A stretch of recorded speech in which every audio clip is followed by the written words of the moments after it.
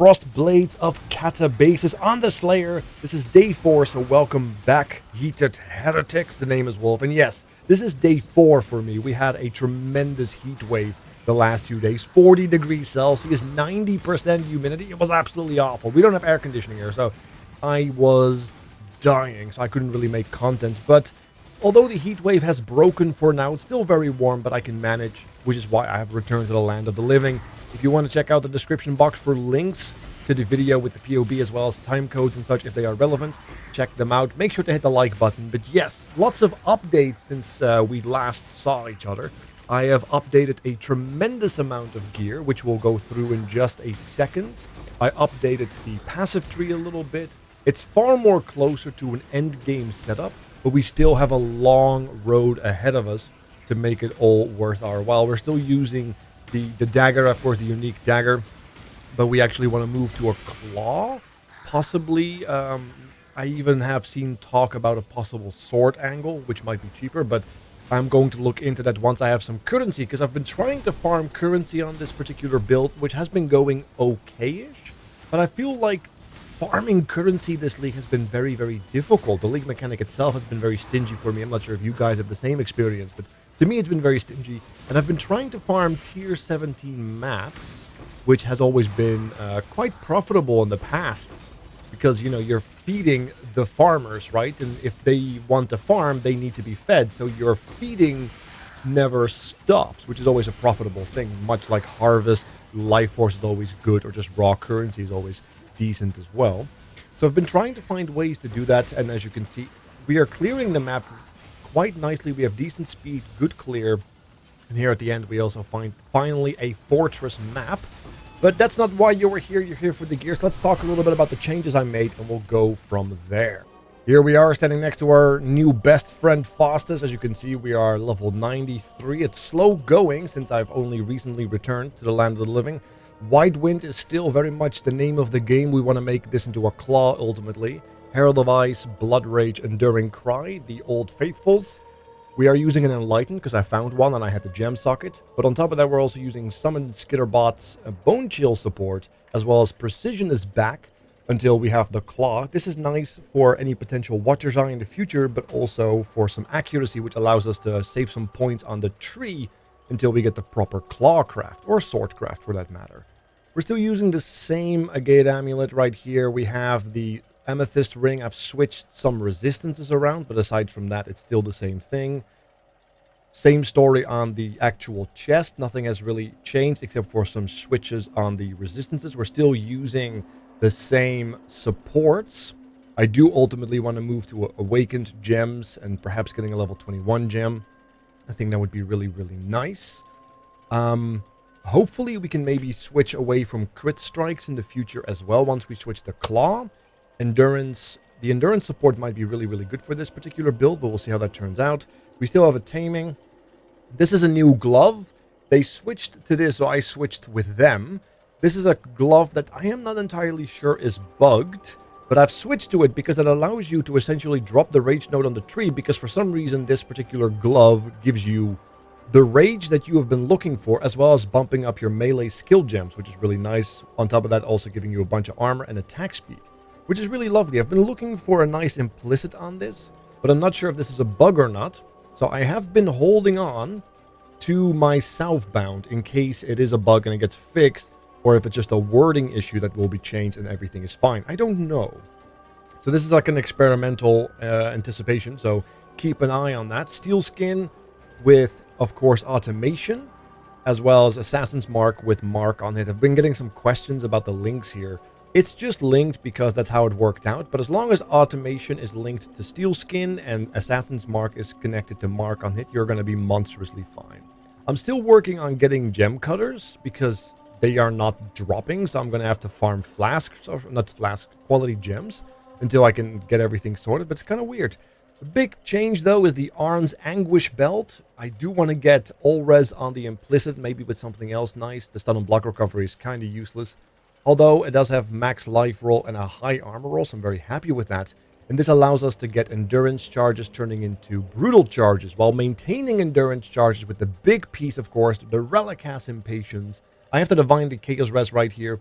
But this allows us to have endurance charges, frenzy charges, and power charges, and the belt allows the endurance charges we do generate naturally to become brutality charges. So we get both the endurance charges value as well as the brutality charges value, which is very similar tech that we used on our Forbidden Right, the previous league or the league before that, once we were testing out the energy shield variant of Forbidden Right, right? Very similar tech. This is very known tech. So this is not really something that should surprise people. But you do need the Relicash boots for that, which actually make the build feel a lot more smooth for bossing as well, which is very, very nice. I've also opted to finally fix my flasks a little bit. We have a silver flask since we no longer have perma onslaught through our belt. We now use a silver flask with like a nice little armor on auto use, evasion rating, granite flask, because we do have a lot of evasion. A little less effective curse. This needs to be better, but yes, we do want a diamond flask with crit chance for flask charges, as well as increased crit chance. I need to get that myself still, but all in due time. And I also have a reasonable quicksilver with increased movement speed. I might drop the movement speed here to get the crit. I'm not entirely sure what the end game will look like for me, but I kind of do want to make sure that I have more crit chance. So I probably will have to change one of the suffixes here on the flask to get more crit chance, but we'll get to that once we get to it. I am very broke because I just bought the boots after farming a bunch. So that's why the money is low. In terms of the passive tree right now, it has changed. We were able to drop the Veteran's Wrath as a result of the Tribal Fury. We are also able to drop the War Cry notes of Roaring Challenge with the Mastery because we no longer need to use General's Cry to generate Rage. And we have the Relicash for the Enduring Charges and such, so we no longer need that. We are still using Enduring Cry because it still helps us generate the brutality charges once we are doing some bosses, but honestly, if you don't want to use it, it doesn't have to, because we have switched the implicit on the actual chest as well, which is why we're constantly generating brutal charges. But at the beginning of a boss, it does take a while for it to amp up. It's just there to kind of reset the counter so it never runs out once you get there, give or take mad mobs or map mods. There you go. But yes, as you can see, we also picked up a nice lethal pride.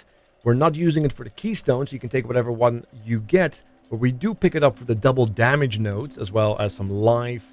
I ended up getting attack damage. I did not search for this, it just ended up being on there. I did search for a double damage, which is very, very comfy, and we also ended up getting some reduced extra damage from crit. Another good one is to get actual crit chance, melee crit chance, which is a node you can get, but those are oftentimes fairly expensive, especially once you're looking for double damage, so keep an eye out on that.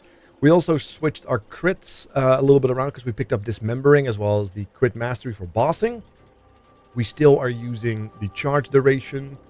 On top of that, we have opted for some more gem slots to make sure that we have our intelligence sorted, as long as we're still using the White Wind, which has a requirement of 131, which needs to be met. I did switch out my Primal Force for Force of Nature. I am going to pick up Revenge of the Hunted for more life, because that's kind of like really the bottleneck of my defense.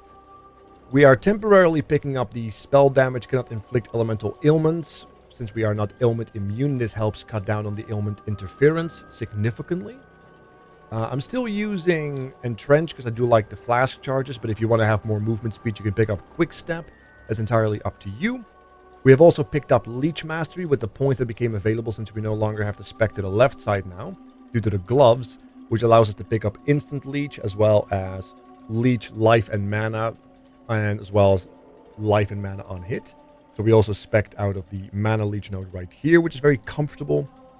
We were able to drop depth perception and the mastery as a result of now running precision. As you can see right here, we still have 100% on regular monsters, which is very, very nice. We picked up an extra power charge because we are using Relicash. And we still have the dagger nodes, which we might switch ultimately to the claw nodes right here once we have them. Or maybe some sword nodes. I don't know. They're not too bad, these the potential sword nodes right here. There's a lot of crit chance, a lot of crit multi. And the masteries might have some use as well. Chance to gain frenzy charge when you hit a unique enemy is very similar to the mark mastery over here when you hit a marked enemy. So there's definitely some value there to be had maybe, or some just massive buff to crit chance at the cost of crit multi. I don't know. They're not terrible, but I would most likely prefer a claw quite considerably, so that's what I'm aiming for. Other than that, yeah, we're picking up some more life nodes. And as gear progresses, we can optimize our tree significantly further. But that's kind of where we're at right now. I'm mostly searching for like a farming strat.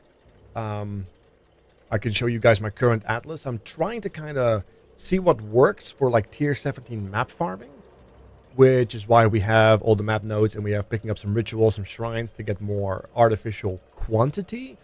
But maybe I have to spec deeper into delirium or maybe even get some like beyond out. But I'm afraid that if I juice too hard, my character might not be able to handle it because the damage is nice, but it ain't, you know, super high-end game yet because we don't have the claw yet. So it's like, it is a kind of a thing we have to limit test. But as far as it is right now, it's not too bad. So a bit of an update here. Day 4. Thank you so much for popping in. Keep an eye out for day 5 or at least future updates. I will make a new video once we have a significant change. Other than that, keep an eye out. Thank you so much for watching. Hit that subscribe button and I will see you guys next time. I'm out.